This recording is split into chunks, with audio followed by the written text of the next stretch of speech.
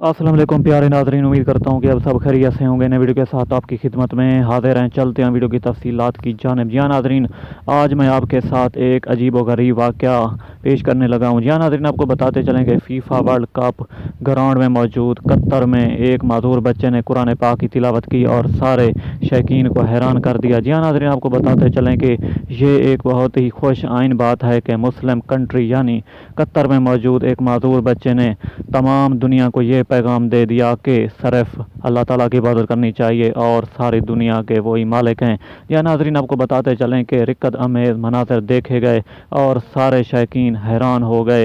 इसमें गोरे भी शामिल थे और पूरी दुनिया से आए हुए शौकीन काफ़ी हद तक हैरान हो गए और दिलचस्पी का इजहार कर रहे थे।